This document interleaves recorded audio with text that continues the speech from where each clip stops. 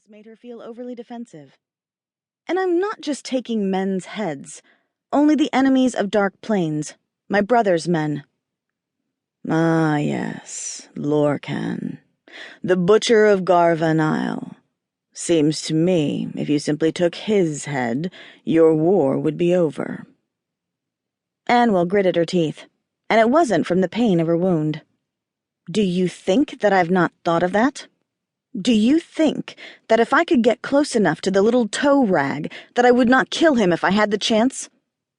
The dragon didn't answer, and her rage snapped right into place. Well, do you? The dragon blinked at her sudden outburst. Do you always get this angry at the mention of your brother? No, she barked. Then, yes, Annwyl sighed. Sometimes. The dragon chuckled, and she fought the urge to start screaming, and to keep screaming. His laughter wasn't an unpleasant sound, but chatting up a dragon? Well, perhaps she was finally going mad. The dragon slowly moved from behind her and brought more of his enormous body into the room. He settled to her right, but she could only see half of him without turning her head. The rest remained outside the alcove. She wondered what he looked like in his entirety. Why exactly am I not... dead? She nodded. You would be, if I hadn't found you. And why did you save me?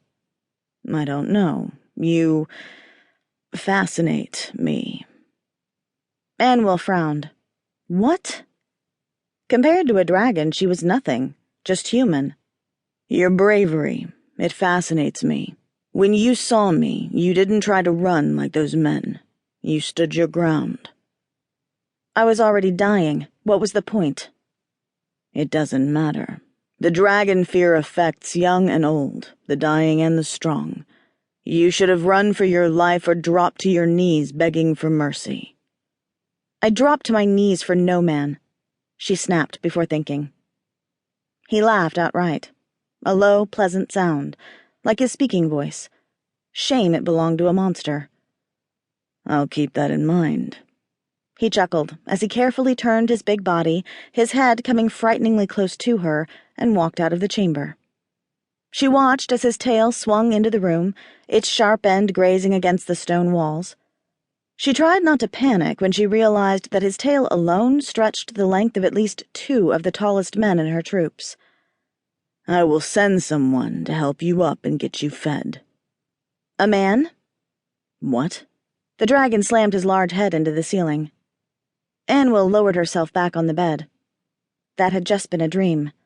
Nothing. I'm tired. Then you best get some sleep. Wait! He stopped and looked over his shoulder at her. Annwyl took in a deep breath. Thank you for saving me. You're welcome, beautiful one. He started walking again. But don't get too comfortable. He casually tossed over his shoulder. Who knows what I'll make you do to repay me my kindness? Annwyl leaned back against the soft bed and felt a shudder run through her. She just wished she could say that she shuddered from fear or, at the very least, revulsion. What truly worried her was that it felt like neither. Fearghus rubbed the fresh bump on his head. He'd heard about Annwyl the Bloody's rage, but he had no idea how overwhelming it could be. Her angry bellow was damn near as powerful as a dragon's roar. No wonder she hadn't defeated her brother yet. He terrified her. He could tell from her overzealous rage at the mere mention of the man. If she faced Lorcan now, even if her body completely healed, he doubted she would defeat him. Either her anger or her fear would get the best of her. And for some inexplicable reason, that thought worried the hell out of him. When did he start caring about humans? Unlike some of his kin, he didn't hate humans, yet he didn't live among them either. So his original plans for the human girl were to simply heal her wounds, then dump her near a human village. He didn't like complications. He didn't like anyone around him. He liked peace.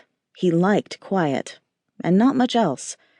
But the mere thought of just leaving her somewhere sickened him. He could already tell this was going to get complicated. And he hated complications.